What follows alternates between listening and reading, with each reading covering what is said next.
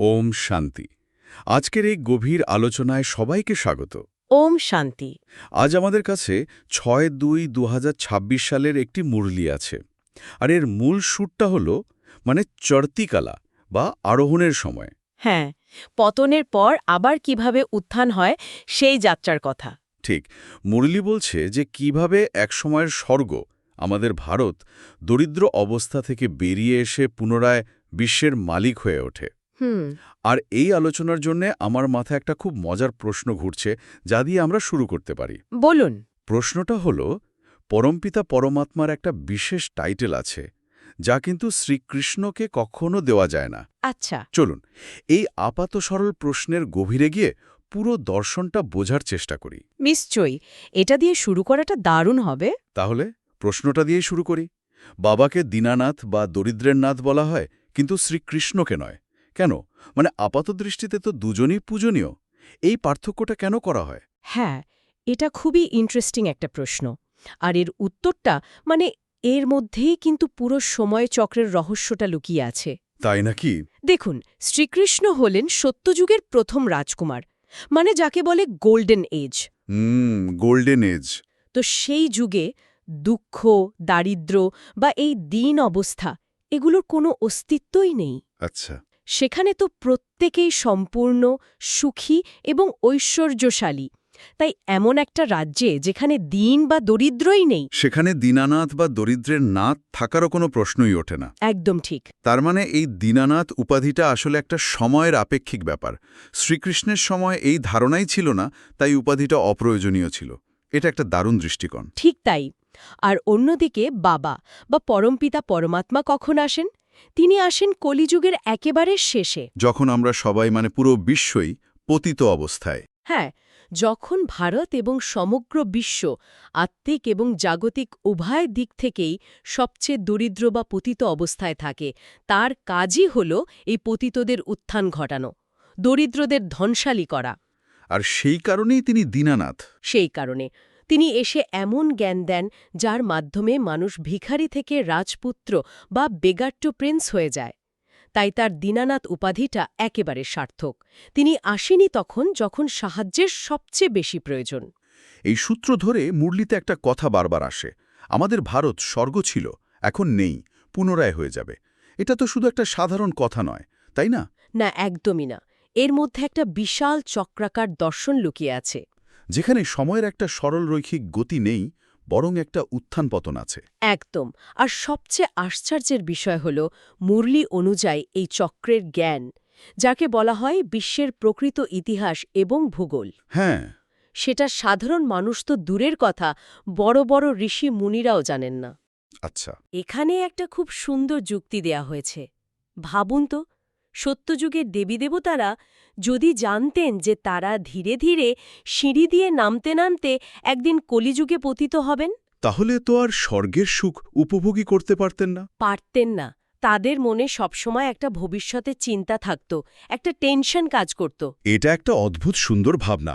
তার অজ্ঞতা একদিক থেকে তাদের জন্য আশীর্বাদ ছিল। অবশ্যই, যা তাদের বর্তমান মুহূর্তকে পুরোপুরি উপভোগ করতে দিয়েছিল। কিন্তু এখন আমাদের জন্য? এখন আমাদের জন্য জ্ঞানটাই হলো সিঁড়ি দিয়ে ওপরে ওঠার একমাত্র উপায়। ঠিক। এখন জ্ঞান পাওয়ার পর চিন্তাটা বদলে গেছে। এখন চিন্তাটা ভবিষ্যতের পতন নিয়ে নয়, বরং বর্তমানের উত্থান নিয়ে। হ্যাঁ, কিভাবে আমরা আবার শতপ্রধান বা সম্পূর্ণ পবিত্র হতে পারি, সেই পুরুষার্থের চিন্তা। সময়ের চক্র থেকে এবার একটু ব্যক্তির দিকে ফেরা যাক, আত্মা আর শরীর। মুরলিতে এই নিয়ে একটা খুব সহজ কিন্তু গভীর উপমা দেওয়া হয়েছে। বলা হয়েছে আত্মা গুপ্ত আর শরীর প্রত্যক্ষ। আমার কাছে এই উপমাটা সবসময় খুব আকর্ষণীয় লাগে। কিভাবে? শরীরটা যেন একটা গাড়ি, যা আমরা দেখতে পাই, তার রং, তার গঠন সবই প্রত্যক্ষ। কিন্তু আসল চালক যে আত্মা, সে কিন্তু গুপ্ত। দাহ, সুন্দর বলেছেন। গাড়িটা তো চলে চালকের নির্দেশেই। তো বাবা যখন আসেন, তিনিও তো এই গুপ্ত চালকের মতোই। তিনি কিভাবে আসেন, সেই বিষয়টা বেশ রহস্যময়। আপনি খুব সুন্দরভাবে বিষয়টাকে ধরেছেন। বাবাও আত্মার মতোই নিরাকার, জ্যোতিবিন্দু স্বরূপ। তাই তিনিও গুপ্ত। মুরলিতে বলা হয়েছে তিনি গর্ভজেলে আসেন না, মায়ের গর্ভ থেকে জন্ম নেন না। তিনি একটি সাধারণ অভিজ্ঞ শরীরে প্রবেশ করেন। আর এখানেই তো আসল পার্থক্যটা। হ্যাঁ, যে শরীরে তিনি প্রবেশ করেন সেই শরীরের আত্মার নাম বদলে যায়, কিন্তু প্রবেশকারী পরমাত্মার নাম শিব সেটা অপরিবর্তিত থাকে। তিনি হলেন অজন্মা। তার মানে যিনি বলছেন আর যারা শুনছে দুজনেই গুপ্ত। ঠিক। পুরো জ্ঞান আদান-প্রদানের প্রক্রিয়াটাই একটা গুপ্ত স্তরে ঘটছে। বাবা গুপ্তভাবে একটা শরীরের মাধ্যমে বলছেন, আর আমরা আত্মারা গুপ্তভাবে নিজেদের শরীরের কানের মাধ্যমে শুনছি। তার পথটাই বা কি? সে কেন এই শরীরে আসে? মুরলি অনুযায়ী এটা একটা লম্বা চক্রাকার যাত্রা। হ্যাঁ, আর এখানেই বিষয়গুলো আরও আকর্ষণীয় হয়ে ওঠে। ওই যে ৮৪ জন্মের সিঁড়ির ধারণা, এই গুপ্ত আত্মার যাত্রাপথটা তাহলে ঠিক কীরকম? মুরলি অনুযায়ী এই সৃষ্টি হল ৫,০০০ বছরের একটা পূর্ব নির্ধারিত নাটক বা ড্রামা। ৫,০০০ বছর? হ্যাঁ, আর প্রতিটি আত্মা হলো একজন অভিনেতা, যে নিজের নির্দিষ্ট সময়ে এই বিশ্বের মঞ্চে এসে তার পার্ট প্লে করে। আচ্ছা। যারা একেবারে শুরুতে আসে, যেমন ধরুন শ্রীকৃষ্ণের আত্মা, তারা এই ৫,০০০ বছরের সম্পূর্ণ ৮৪টি জন্ম নেয়। মানে সিঁড়ির একেবারে ওপর থেকে নামতে শুরু করে? হ্যাঁ, আর চক্রের শেষে এসে পৌঁছায়।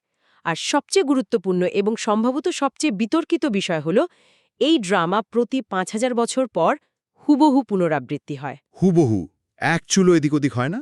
এক চুলও না। এই ৫,০০০ বছরের ধারণাটা তো মানে প্রচলিত যে লক্ষ লক্ষ বছরের ইতিহাসের ধারণা, তাকে তো পুরোপুরি নাকচ করে দেয়। এটা একটা বিশাল দাবি। হ্যাঁ, এটা প্রচলিত ধারণার একেবারে বিপরীত। মুরলিতে এর সপক্ষে খুব বাস্তবসম্মত যুক্তিও দেওয়া হয়েছে। যেমন বলা হয়েছে, যদি ভারতের ইতিহাস লক্ষ লক্ষ বছরের হতো, তাহলে এতদিনে জনসংখ্যা কত হতো ভাবুন তো। এ পৃথিবী কি সেই ভার বহন করতে পারত? সত্যি তো। তাছাড়াও বলা হয়েছে যে শুরুতে কেবল একটাই ধর্ম ছিল, দেবী দেবতা ধর্ম। পরে সেই আত্মাদের শক্তি কমতে থাকায় তারা অন্য ধর্মে রূপান্তরিত হয়েছে। আর চক্রের শেষে আবার তারা সবাই নিজের মূল ধর্মে ফিরে আসবে। একদম।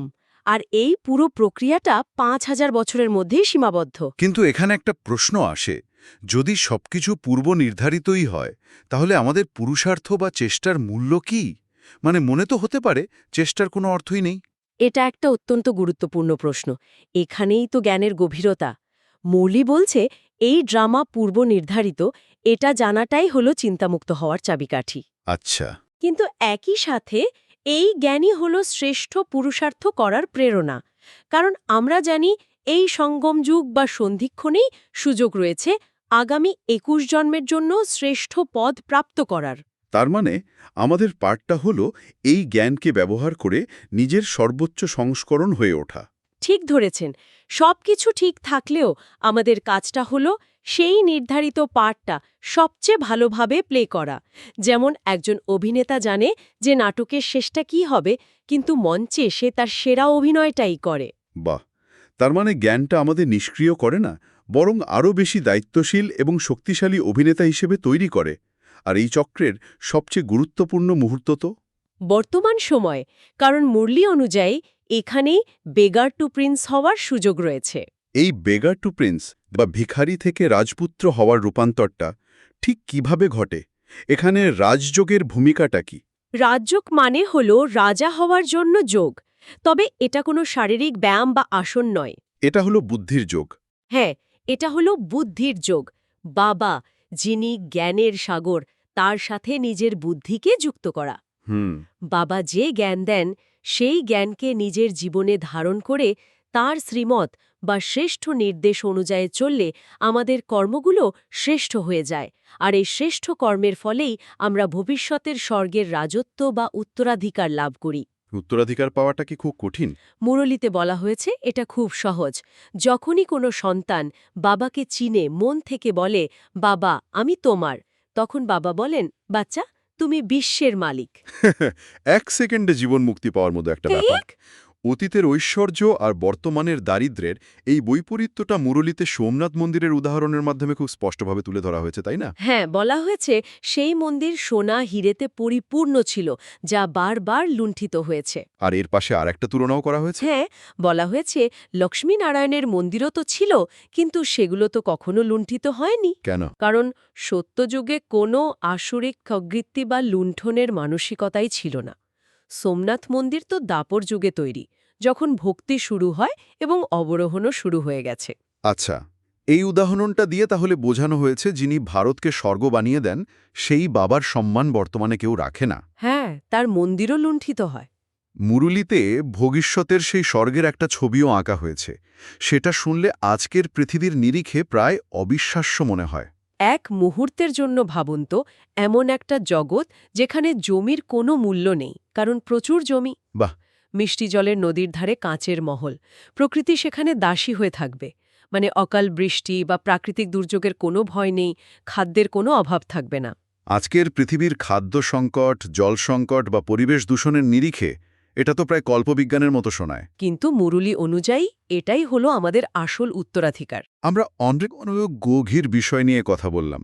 ভাগ্যচক্র, আত্মার গুপ্তরূপ, ৫,০০০ বছরের বিশ্ব ড্রামা এবং বাবার উত্তরাধিকার। এই সব কিছুর নির্যাস হিসাবে একজন শ্রোতার জন্য সবচেয়ে গুরুত্বপূর্ণ কোন দুটি বিষয় মনে রাখা উচিত? মুরলি থেকে ধারণার জন্য দুটি মুখ্য সার বা নির্যাস দেওয়া হয়েছে, যা এই পুরো আলোচনার সারমর্ম। হুম। প্রথমত, ড্রামার আদি মধ্য অন্তের জ্ঞান নিজের বুদ্ধিতে পরিষ্কার রাখা। যখন আমরা জানি যে এই নাটকটা কিভাবে চলে, তখন জাগতিক সমস্ত চিন্তা থেকে মুক্ত হয়ে কেবল শতপ্রধান হওয়ার বা নিজের শ্রেষ্ঠ সংস্করণ হওয়ার পুরুষার্থে মন দেওয়া যায়। একদম। আর দ্বিতীয়ত, যিনি আমাদের এই উত্তরাধিকার দেন, সেই দীনবন্ধু বাবার কাজে সম্পূর্ণ সাহায্যকারী হওয়া। অর্থাৎ এই জ্ঞান অন্যদের দিয়ে ভারতকে এবং বিশ্বকে দরিদ্র থেকে পুনরায় ঐশ্বর্যশালী করতে সাহায্য করা। হ্যাঁ, আর এই নতুন দুনিয়ার স্মৃতিতে সবসময় খুশিতে থাকা। এখানে একটা বরদানের কথাও বলা হয়েছে, যেখানে হনুমানের খুব শক্তিশালী একটা উদাহরণ ব্যবহার করা হয়েছে। হ্যাঁ, বরদানটি হল মায়াজিত বিজয়ী হব, অর্থাৎ মায়াকে জয় করে বিজয়ী হও। আর উদাহরণটা? উদাহরণটা হল, যেমন হনুমানের হৃদয়ে কেবল এক রাম ছিলেন এবং তিনি সেই রামের সেবার শক্তিতেই একা লঙ্কা জ্বালিয়ে দিয়েছিলেন। তেমনি যে আত্মার হৃদয়ে কেবল এক বাবা থাকবেন এবং তার সেবায় মগ্ন থাকবেন, তিনি মায়ার রাজ্য অর্থাৎ নেতিবাচকতার ওপর সম্পূর্ণ বিজয় লাভ করতে পারবেন। স্লোগানটাও খুব শক্তিশালী। হ্যাঁ, যেরকম আত্মা আর শরীর হলো কম্বাইন্ড, এই রকম তোমরাও বাবার সাথে কম্বাইন্ড থাকো। মানে যেমন আত্মা আর শরীরকে আলাদা করা যায় না, তেমনি বাবার সাথে আমাদের সম্পর্কটাও যেন অবিচ্ছেদ্য হয়। ঠিক তাই। তাহলে পুরো বিষয়টা দাঁড়াচ্ছে একটা ৫,০০০ বছরের চক্র, একটা পূর্ব নির্ধারিত নাটক, যেখানে আমরা সবাই অভিনেতা, আর সেই নাটকের পরিচালক নিজেই সঙ্গম যুগে এসে আমাদের হারিয়ে যাওয়া রাজত্ব ফিরিয়ে দেওয়ার পথ দেখাচ্ছেন। এটা সত্যি এক অনন্য বিশ্বদৃষ্টিভঙ্গি। আচ্ছা, আজকের আলোচনার শেষে শ্রোতাদের জন্য আপনার তরফ থেকে কোনো প্রশ্ন থাকবে? হ্যাঁ, একটা প্রশ্ন রেখে যেতে চাই। মুরলি বলছে, এই নাটক বিন্দুমাত্র পার্থক্য ছাড়া হুবহু পুনরাবৃত্তি হয়। যদি আমাদের প্রতিটি পদক্ষেপ, প্রতিটি ভাবনা পূর্ব নির্ধারিতই হয়ে থাকে, তাহলে এই মহাজাগতিক নাটকের মঞ্চে আমাদের ব্যক্তিগত ইচ্ছাশক্তির সত্যিকারের ভূমিকাটা কি? এই গভীর প্রশ্নটা শ্রোতাদের ভাবার জন্য রইল। আজকের আলোচনার জন্য এটুকুই। ওম শান্তি। ওম শান্তি।